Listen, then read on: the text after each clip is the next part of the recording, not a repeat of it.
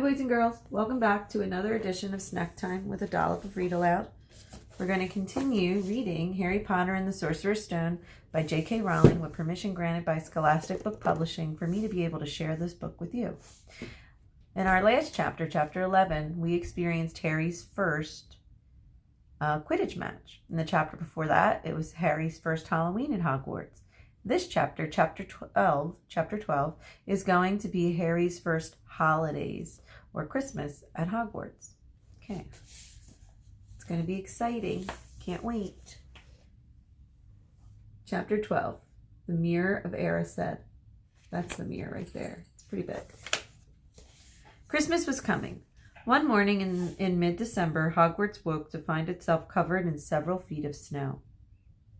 The lake froze solid, and the Weasley twins were punished for bewitching several snowballs so that they followed Quirrell around, bouncing off the back of his turban. The few owls that managed to battle their way through the stormy sky to deliver mail had to be nursed back to health by Hagrid before they could fly again. No one could wait for the holidays to start. While the Gryffindor common room and the Great Hall had roaring fires, the drafty corridors had become icy, and a bitter wind rattled the windows in all the classrooms. Worst of all were Professor Snape's classes down in the dungeons, where their breath rose in a mist before them and they kept as close as possible to their hot cauldrons to stay warm. "I do feel so sorry," said Draco, one of the potions classes, "for all those people who have to stay at Hogwarts for Christmas because they're not wanted at home." He was looking at Harry as he spoke. Crabbe and Goyle chuckled. Harry, who was measuring out powdered spine of lionfish, ignored them. Malfoy had been even more unpleasant than usual since the Quidditch match. Disgusted that the Slytherins had lost, he had tried to get everyone laughing at how a wide-mouthed tree frog would be replacing Harry as Seeker next. Then he realized that nobody found this funny, because they were all so impressed by the way that Harry had managed to stay on a bucking broomstick. So Malfoy, jealous and angry, had gone back to taunting Harry about having no proper family.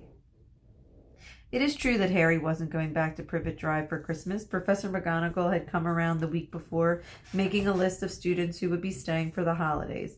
Harry signed up at once. He didn't feel sorry for himself at all. This would probably be the best Christmas he had ever had. Ron and his brothers were staying too, because Mr. and Mrs. Weasley were going to Romania to visit their son Charlie. When they left the dungeons at the end of potions, they found a large fir tree blocking the corridor ahead. Two enormous feet were sticking out at the bottom, and a loud puffing soon told them that Hagrid was underneath it. "Hi, Hagrid. Want help?" Ron asked, sticking his head through the branches. "Nah, I'm all right. Thanks, Ron." "Would you mind moving that out of the way?" came Malfoy's cold drawl from behind them. "Are you trying to earn some more money, Weasley? Hoping to be a gamekeeper yourself when you leave Hogwarts? I suppose the hut of Hagrid's must seem like a palace compared to the home your family's used to." Ron dived at Malfoy just as Snape came up the stairs. "Weasley!" Ron let go of the front of Malfoy's robes. "He was provoked, Professor Snape," said Hagrid, sticking his huge hairy face out from behind the tree. "Malfoy was insulting his family." "Be that as it may, fighting is against Hogwarts rules, Hagrid. 5 points from Gryffindor. Weasley, and be grateful it's not more. Now move along, all of you." Malfoy, Crabbe, and Goyle pushed roughly past the tree, scattering needles everywhere and smirking. "I'll get him," said Ron, grinding his teeth at Malfoy's back. "One of these days, I'll get him." "I hate them both," said Harry. "Malfoy and Snape." "Come on, cheer up. It's nearly Christmas," said Hagrid. "Tell you what, come with me and see the Great Hall. It looks great." So the three of them followed Hagrid and the tree off to the Great Hall, where Professor McGonagall and Professor Flitwick were busy with Christmas decorations. As Hagrid, Hagrid, the last tree, put it in that corner, would you? The hall looked spectacular, Festoons of holly and mistletoe hung all around the walls, and no less than 12 towering Christmas trees stood around the room, some sparkling with tiny icicles, some glittering with thousands of sparkling candles. How many days do you have until your holidays?" Hagrid asked. "Just one," said Hermione. "And this reminds me, Harry, Ron, you've got half an hour before lunch. We should go to the library." Yeah, you're right," said Ron, tearing his eyes away from Professor Flitwick, who had golden bubbles blossoming out of his wand and was trailing them over the branches of the new tree. "The library," said Hagrid, following them out of the hall. "Just before the holidays? Bit keen, aren't you?" "Oh, we're not working," Harry told him brightly. "Ever since you mentioned Nicholas Flamel, we've been trying to find out who he is. Thanks, by the way, for that tip." "You what? Listen here. I've told you. I said to drop it. It's nothing to you what that dog is guarded. Do you hear? We want to know who Nicholas Flamel is. That's all," said Hermione. "Unless you'd like to tell us and save us the trouble," Harry added. "We must have been through hundreds of books already, and we can't find any of them. Just give us a hint. I know I've read his name somewhere." "I'm saying nothing," Hagrid said flatly. "Just have to find out for ourselves then," said Ron, and they left Hagrid looking disgruntled and hurried off to the library. They had indeed been searching books for Flamel's name ever since Hagrid had let it slip. Because how else were they going to find out what Snape was trying to steal? The trouble was, it was very hard to know where to begin, not knowing what Flamel might have done to get himself put in a book. He wasn't in Great Wizards of the 20th century, or notable magical names of our time, and he was missing from important magical discoveries and the study of recent departments in the wizardry. And then, of course, there was the sheer size of the library. Tens of thousands of books, thousands of shelves, hundreds of narrow rows. Hermione took out a list of subjects and titles she had decided to search, while Ron strode down a row of books and started pulling them off the shelves at random. Harry wandered over to the restricted section. He had been wondering for a while if Flamel wasn't somewhere in there. Unfortunately, you needed a specially signed note from one of the teachers to look in any of the restricted books, and he knew he'd never get one.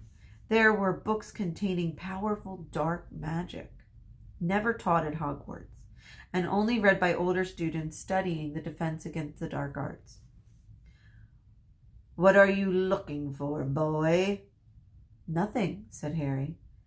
Madame Pince, the librarian, brandished a feather duster at him. "You'd better get out then. Go. Now. Scoot." Wishing he had been a bit quicker by thinking up some kind of a story, Harry left the library. He, Ron, and Hermione had already agreed that they'd better not ask Madame Pince where they could find Flamel. They were sure she'd be able to tell them, but they couldn't risk Snape hearing what they were up to. Harry waited outside in the corridor to see if the other two had found anything, but he wasn't very hopeful. They had been looking for about 2 weeks now, after all, but as they only had odd moments in between lessons, it wasn't surprising that they still had found nothing. What they really needed was a nice long search without Madame Pince breathing down their necks. 5 minutes later, Ron and Hermione joined him. Shaking their heads, they went off to lunch. "You will keep looking while I'm away, won't you? And send me an owl if you find anything?" asked Hermione. "And you could ask your parents if they know who Flamel is," said Ron. "It'd be safe to ask them." "Very safe, since they're both dentists," Hermione added. Once the holiday started, Ron and Harry were too busy having a good time to think much about Flamel. They had the dormitory to themselves, and the common room was far emptier than usual, so they were able to get the good armchairs by the fire.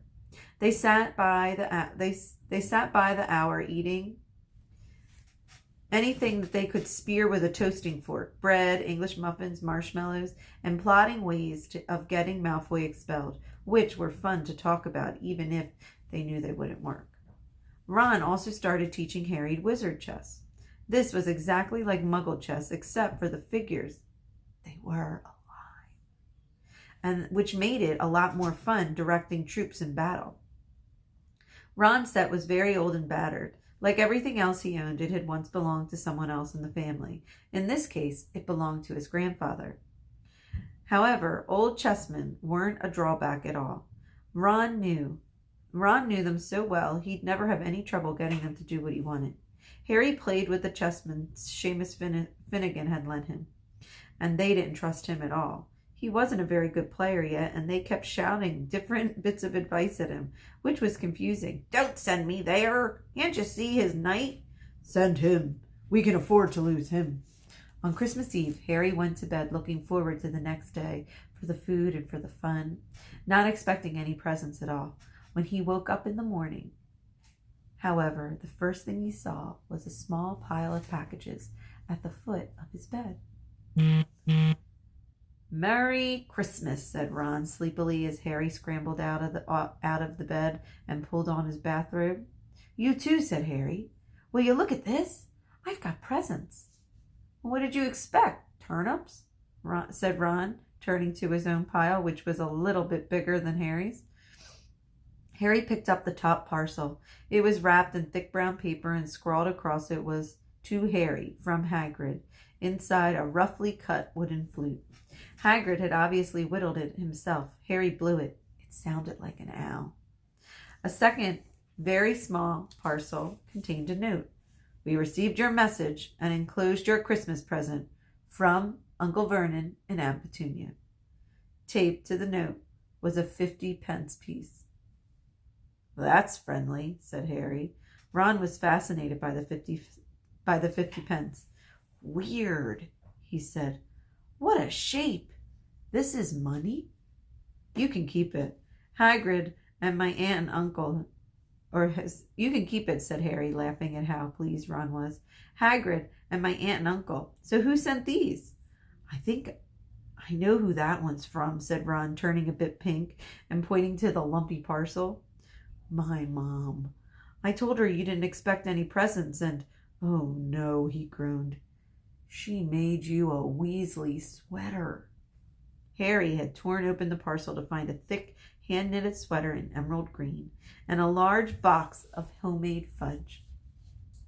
"Every year she makes us one of these sweaters," said Ron, unwrapping his own.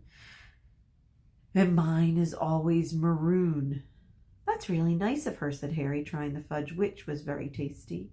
His next package also contained candy, a large box of chocolate frogs from Hermione. This left only one parcel. Harry picked it up and felt it. It was very light. He unwrapped it. Something fluid and silvery gray went slithering to the floor, where it lay in gleaming folds. Ron gasped. "I heard of those," he said in a hushed voice, dropping the box of every flavor beans he had gotten for Hermione. "If that's what I think it is, those are really rare and really valuable. What is it?" Harry picked up the shiny silvery cloth off the floor. It was strange to touch, like the water woven into material. "It's an invisibility cloak," said Ron, a look of awe on his face. "I'm sure it is. Try it on." Harry threw the cloak around his shoulders, and Ron gave a yell. "It is! Look down!" Harry looked at his feet, and they were gone. He dashed to the mirror. Sure enough, his reflection looked back at him, just his head suspended in midair, his body completely invisible. He pulled the cloak over his head, and his reflection vanished completely. "There's a note! A note fell out of it," Ron said suddenly. Harry pulled off the cloak and seized the letter. Written in narrow, loopy writing he had never seen before were the following words. "Your father left this in my possession before he died. It's time it was returned to you. Use it well. A very Merry Christmas to you." There was no signature, Harry stared at the note. Ron was admiring the cloak. "I'd give anything for one of these," he said. "Anything. What's the matter?"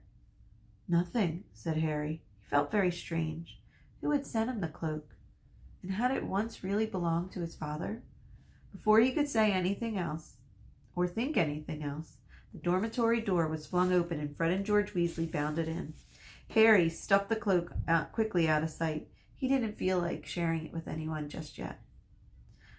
"Merry Christmas! Hey, look, Harry's got a Weasley sweater too." Fred and George were wearing blue sweaters, one with a large yellow F and the other with a large yellow G.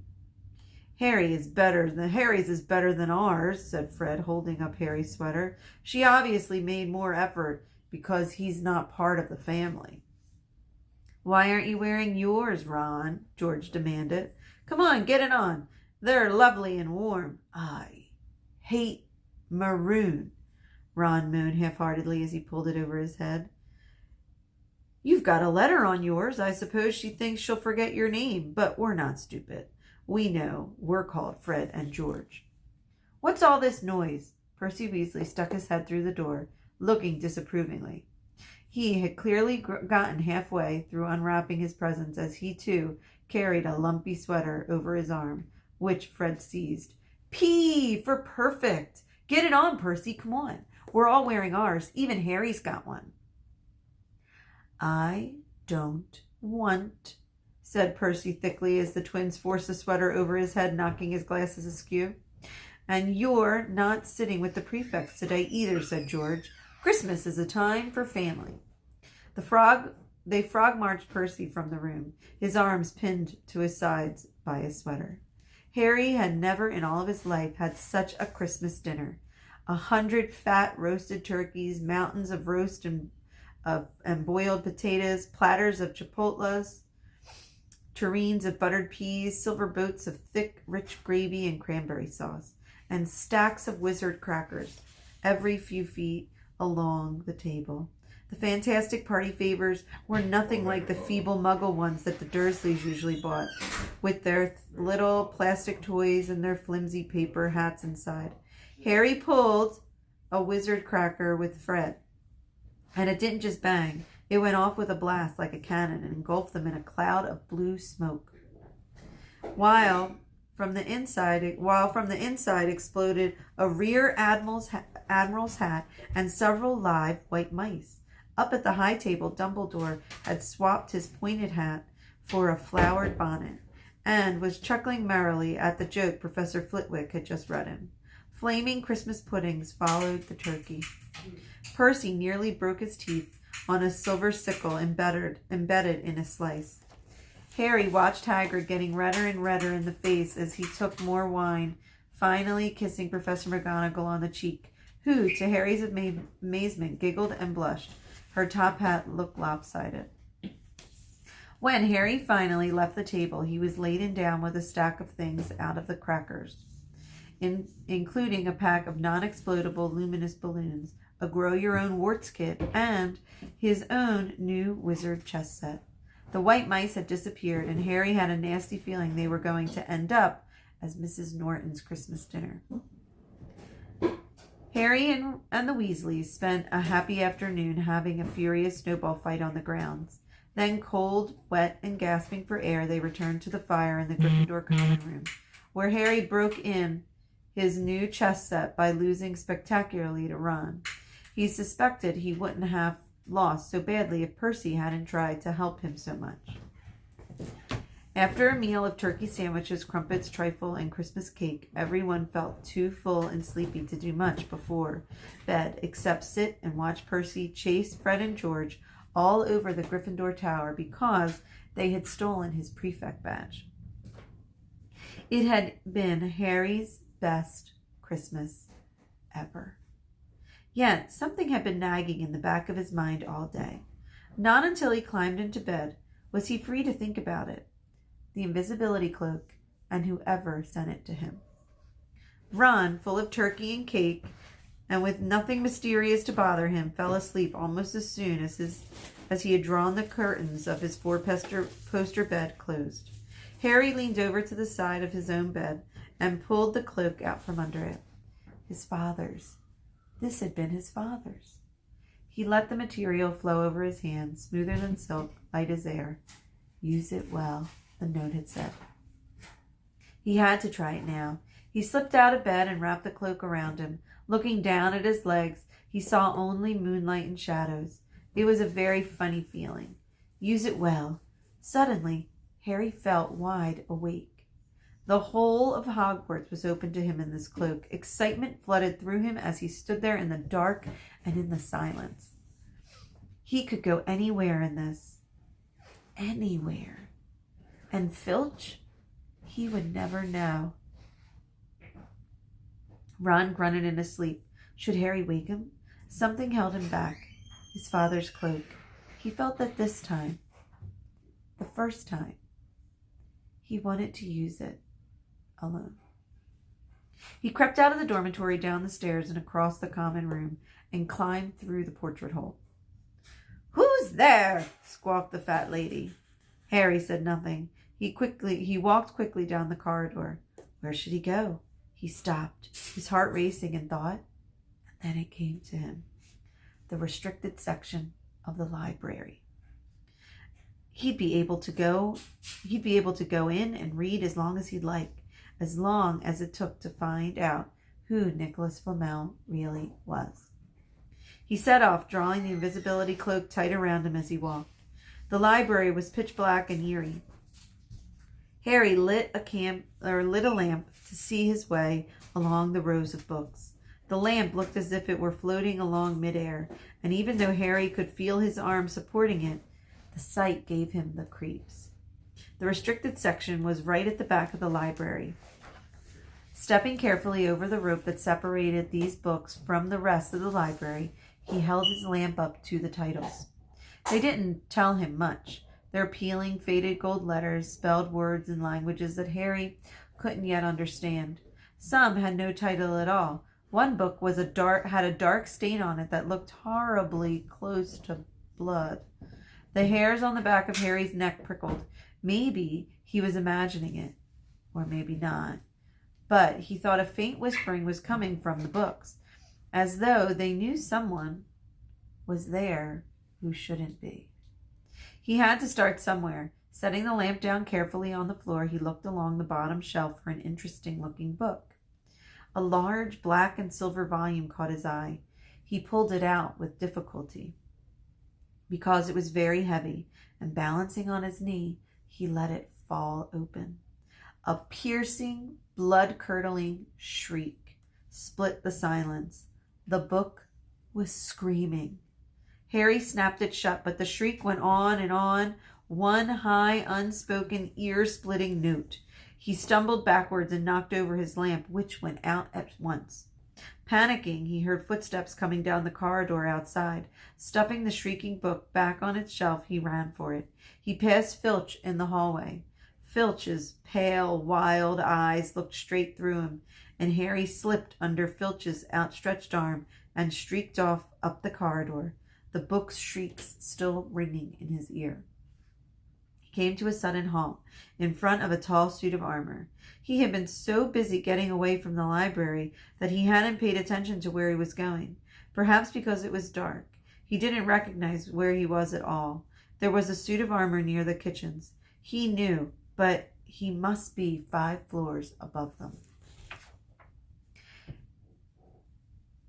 "You asked me to come directly to you, Professor, if anyone was wandering around at night, and somebody's been in the library, specifically the restricted section." Harry felt the blood drain out of his face. Wherever he was, Filch must know a shortcut, because his soft, greasy voice was getting nearer, and to his horror, it was Snape who replied. "The restricted section? Well, that can't be far. We'll catch them." Harry stood rooted to his spot as Filch and Snape came around the corner ahead. They couldn't see him, of course, but it was a narrow corridor, and if they came much nearer, they would knock right into him. The cloak didn't stop him from being solid. He backed away as quietly as he could. A door stood ajar to his left. It was his only hope. He squeezed through it, holding his breath, trying not to move, and to his relief he managed to get inside the room without their noticing anything. They walked straight past, and Harry leaned against the wall, breathing deeply, listening to the footsteps dying away. That had been close. Very close. In a few seconds, he would notice anything about the room. It would be a few seconds before he noticed anything about the room that he was currently hiding in. It looked just like an unused classroom. The dark shapes of desks and chairs were piled against the walls, and there was an upturned waste paper basket, but propped against the wall facing him was something that didn't look as if it belonged there. Something that looked as if someone had put it there to just keep it out of the way. It was a magnificent mirror, as high as the ceiling, with an ornate gold frame standing on two clawed feet. There was an inscription carved around the top. Erised, stra, eru, oit, ub, kafu, oit, on, ushi. His panic fading now that there was no sound of Filch and Snape, Harry moved nearer to the mirror, wanting to look at himself, but see no reflection again. He stepped in front of it. He had to clap his hands to his mouth to stop himself from screaming. He whirled around. His heart was pounding far more furiously than when the book had screamed, for he had not seen only himself in the mirror, but a whole crowd of people standing right behind him. But the room was empty. Breathing fast, he turned slowly back to the mirror. There he was reflected in it, white and scared looking, and there reflected behind him were at least 10 other people. Harry looked over his shoulder, but still no one was there. Or were they all invisible too? Was he in fact in a room full of invisible people, and this mirror's trick was that it reflected them, invisible or not? He stood in the mirror again, a woman standing right behind him. His reflection was smiling and waving. He reached out a hand and felt the air behind him. It was really nice there. He had touched her. Their reflections were so close together, but he only felt air. She and the others existed only on the other side of the mirror. She was a very pretty woman. She had dark red hair, and her eyes were just like mine, Harry thought, edging a little closer to the glass. Bright green, exactly the same shape, but then he noticed that she was crying. Smiling, but crying all the same. The tall, thin, black-haired man standing next to her put his arm around her. He wore glasses, and his hair was very untidy. It stuck up at the back, just as Harry's did. Harry was so close to the mirror now that his nose was nearly touching his own reflection. "Mom," he whispered. "Dad?" They just looked at him, smiling, and slowly Harry looked into the faces of the other people in the mirror too, and saw other pairs of green eyes like his, other noses like his, even a little kid who looked as though he had Harry's knobbly knees. Harry was looking at his family for the first time in his entire life. The Potters smiled and waved at Harry, and he stared hungrily back at them, his hands pressed flat against the glass as though he was hoping to fall right through it and reach them. He had a powerful kind of ache inside him, half joy, half terrible sadness. How long he stood there he didn't know. The reflections did not fade, and he looked and looked until a distant noise brought him back to his senses. He couldn't stay here indefinitely. He had to find his way back to bed. He tore his eyes away from his mother's face and whispered, "I'll come back, Mom," and hurried from the room. "You could have woken me up," said Ron crossly. "You can come tonight. I'm going back. I want to show you the mirror I found." "I'd like that. I'd like to see your Mom and Dad," said Ron excitedly. "And I want to see all your family, all the Weasleys. You'll be able to show me your other brothers and everyone." "You can see them anytime," said Ron. "Just come around my house this summer. Anyways, maybe it's only shows dead people. Shame Not about finding Flamel, though. Have some bacon or something. Why aren't you eating anything? Harry couldn't eat. He had seen his parents and would be seeing them again tonight. He had almost forgotten all about Nicholas Flamel. It didn't seem very important anymore. Who cared what a three-headed dog was guarding? What did it matter if Snape stole it, really? Are you all right? Said Ron. You look odd. What Harry feared most was that he might not be able to find the mirror room again. With Ron covered in the cloak, they had to walk much more slowly the next night. They tried retracing Harry's route from the library, wandering around the dark passageways for nearly an hour. I'm freezing, said Ron. Let's forget it and go back. No, hissed Harry. I know it's here somewhere. They passed the ghost of a tall witch gliding in the opposite direction, but saw no one else. Just as Ron started moaning that his feet were dead with cold, Harry spotted the familiar suit of armor. It's here, just here. Yes! They pushed the door open. Harry dropped the cloak from around his shoulders and ran to the mirror. There they were. His mother and father beamed at the sight of him. See? Said Harry, as he whispered. I can't see anything, Ron responded. Look, just look at them. All of them. There are loads of them. Harry, I can only see you. Look in it properly. Go on. Stand where I am. Harry stepped aside, but with Ron in front of the mirror, he couldn't see his family anymore. Just Ron in his paisley pajamas. Ron, though, was staring transfixed at his image, which means he couldn't look away. Look at me, he said. Can you see all your family standing around you? No, I'm alone. But I'm different. I look older. Hey, I'm a head boy. What? I'm wearing the badge like Bill used to have. And I'm holding the house cup and the Quidditch cup. And I'm a Quidditch team captain too. Wow. Ron tore his eyes away from the splendid sight to look excitedly at Harry. Do you think this mirror shows the future? How can it? Harry said. All my family are dead. Let me have another look. You had it to yourself last night. Give me a little bit more time. You're only holding the Quidditch cup, what's interesting about that? I want to see my parents, Harry added. Don't push me. A sudden noise outside the corridor put an end to their discussion. They hadn't realized how loudly they had been talking.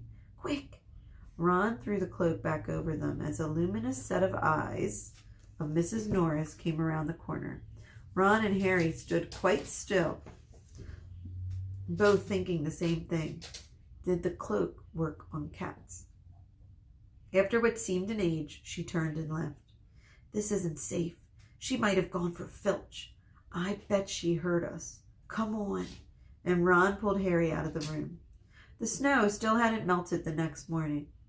Want to play chess, Harry? Said Ron. No, Harry answered. Why don't we go down and visit Hagrid? No, that's all right. You go. I know what you're thinking, Harry. That mirror. Don't go back tonight. Why not? I don't know. I just got a bad feeling about it. And anyways, you've had too many close shaves lately. Filch, Snape, Mrs. Morris are all wandering around. So what if they can't see you? What if they walk into you? What if you knock something over? You sound like Hermione now. I'm serious, Harry. Don't go. But Harry had only one thought in his head, which was to get back in front of that mirror. And no one, including Ron, was going to stop him. That third night he found his way more quickly than before. He was walking so fast he knew he was making more noise than was wise, but he didn't meet anyone. And there were his mother and father smiling at him, and one of his grandfathers nodding happily. Harry sank down to sit on the floor in front of the mirror. There was nothing to stop him from staying here all night with his family. Nothing at all. Except, so, back again, Harry. Harry felt as though his insides suddenly turned to ice. He looked behind him. Sitting on one of the desks by the wall was none other than Professor Albus Dumbledore. Harry must have walked straight past him, so desperate to get to the mirror that he hadn't noticed him. I don't see you, sir. Strange how nearsighted being invisible can make you, said Dumbledore, and Harry was relieved to see that he was smiling. So, Dumbledore said, slipping off the desk to sit on the floor with Harry, you, like hundreds of before, have discovered the delights of the Mirror of Erised. I didn't know it was called that, sir, but I expect you've realized by now what it does. It showed me my family, and it showed your friend Ron himself as the head boy. How did you know? I don't need a cloak to become invisible, said Dumbledore. Now, can you think of what the Mirror of Erised, what it shows us? Harry shook his head. Let me explain. The happiest man on earth would be able to use the Mirror of Erised like any other mirror. That is, he would look into it and see himself exactly the way that we do. Does that help? Harry thought. Then he slowly said, it shows us what we want, whatever we want. Yes and no, said Dumbledore quietly. It shows us nothing more or nothing less than our deepest desires. The deepest, most desperate desires of our heart. You, who have never known your family, see them standing before you. Ronald Weasley, who has always been overshadowed by his older brothers, sees himself standing alone, the best of them all. However, this mirror will give us neither knowledge nor the truth.